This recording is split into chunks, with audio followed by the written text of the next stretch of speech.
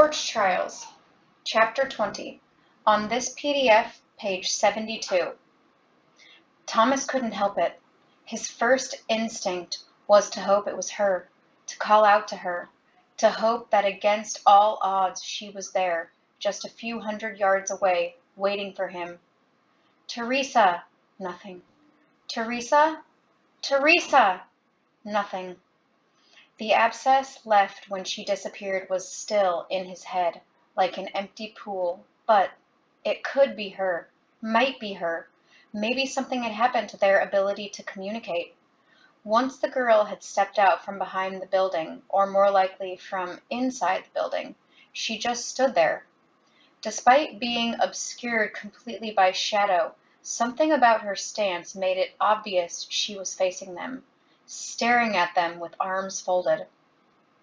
"You think that's Teresa?" Newt asked, as if he'd read Thomas's mind. Thomas nodded. Before he knew what he was doing, he quickly looked around to see if anyone had noticed. Didn't seem so. "No clue," he finally said. "You think she was the one screaming?" Frypan asked. "It stopped right when she walked out." Minot grunted. Better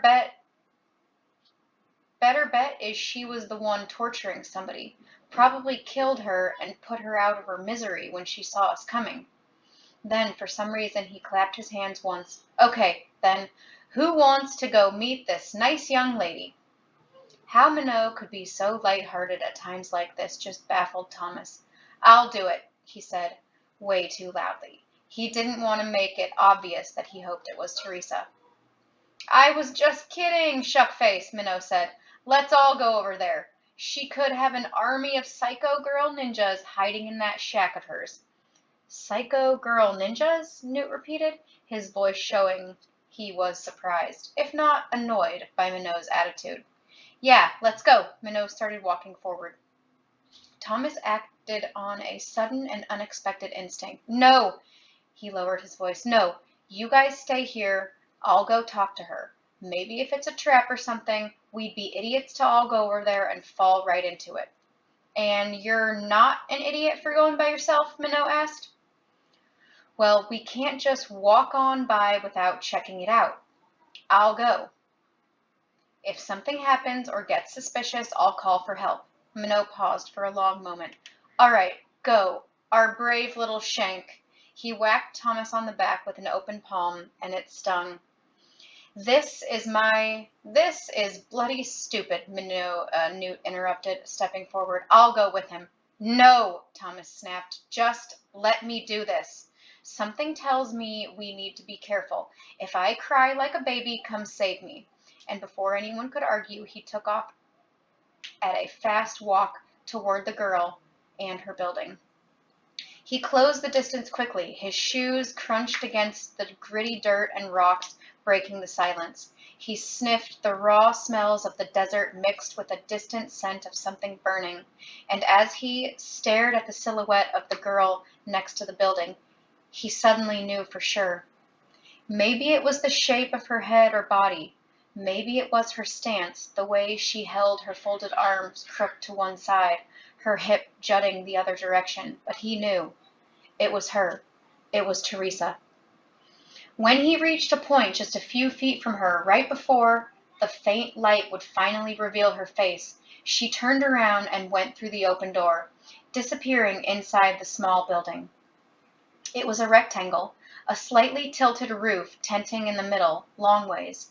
As far as he could tell, it had no windows. Large black cubes were hanging from the corners. Speakers, perhaps? Maybe the sound had been broadcast, been a fake. That would explain why they could hear it from so far away. The door, a big slab of wood, stood all the way open and rested against the wall. It was even darker inside than out. Thomas moved. He walked through the door, realizing even as he did so how reckless and stupid it might be. But it was her. No matter what had happened, no matter the explanation for her disappearance and refusal to speak with him through their thoughts, he knew she wouldn't hurt him. No way. The air was noticeably cooler inside, almost moist. It felt wonderful. 3 steps in, he stopped and listened in the complete darkness. He could hear her breathing. Teresa, he asked out loud, pushing away the temptation to ask for her in his mind again. Teresa, what's going on? She didn't respond, but he heard a short intake of breath, followed by a halting sniff, as if she were crying, but trying to hide it from him. Teresa, please. I don't know what happened or what they did to you, but I'm here now. This is crazy. Just talk to... He cut off when a light blazed to life with a quick flare, then dulled to a small flame. His eyes naturally went straight to it, to the hand holding a match. He watched as it dropped, slowly, carefully, to light a candle resting on a small table. When it caught, and the hand flicked the match until it went out, Thomas finally looked up and saw her. Saw that he'd been right after all, but the short and almost overpowering thrill of seeing Teresa alive was soon cut short, replaced by confusion and pain. She was clean, every part of her. He'd expected her to be filthy like he must be after all this time in the dusty desert. He'd expected her clothes to be ratty and torn. He'd expected greasy hair and a smudged and sunburned face, but instead she wore fresh clothes. Her clean hair cascaded to her shoulders.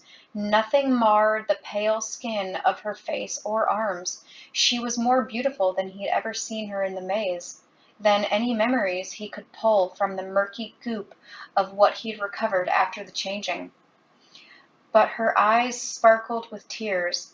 Her lower lip trembled with fear. Her hands shook at her sides. He saw recognition in her eyes, saw that she hadn't forgotten him, but behind that there was pure and absolute terror. Teresa, he whispered, nodding up inside, what's wrong? She didn't respond. Her eyes flickered to the side, then back to him. A couple of tears trickled out, slipping down her cheeks, then falling to the floor. Her lips trembled even more, and her chest lurched with what could only be a stifled sob. Thomas stepped forward, put his hands out to her. No, she screamed. Get away from me! Thomas stopped. It was like something massive had just slammed him in the gut. He held his hands up. Okay, Teresa, what? He didn't know what to say or ask, didn't know what to do, but that terrible feeling of something breaking inside him intensified, threatened to choke him as it swelled in his throat. He stilled, scared to set her off again. All he could do was lock eyes with her, try to communicate how he felt, beg her to tell him something, anything. A very long moment passed in silence.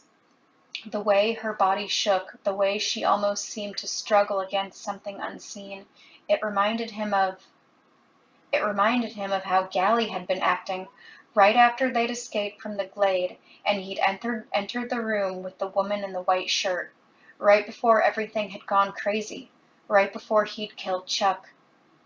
Thomas had to speak or he'd burst. Teresa, I've thought about you every second since they took you away. You... She didn't let him finish.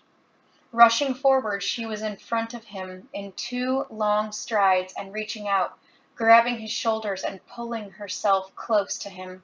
Shocked, Thomas wrapped his arms around her and squeezed, embracing her so tightly he suddenly worried he couldn't breathe. Her hands found the back of his head, then the sides of his face, making him look at her. And then they were kissing. Something exploded within his chest, burning away the tension and confusion and fear, burning away the hurt of seconds earlier. For a moment, he felt like nothing mattered anymore, like nothing would ever matter again. But then she pulled away. She stumbled backward until she hit the wall. The terror returned to her face, possessed it like a demon. And then she spoke, her voice a whisper, but laced with urgency. Get away from me, Tom, she said. All of you need to get away from me. Don't argue, just leave, run. Her neck tensed with the effort to get those last few words out. Thomas had never hurt so badly. but he shocked himself by what he did next. He knew her now, remembered her, and he knew that she was telling the truth. Something wasn't right here. Something was terribly wrong, far worse than he'd first imagined. Staying, arguing with her, trying to force her to come with him would be a slap in the face to the incredible amount of willpower it must have taken her to break away and warn him.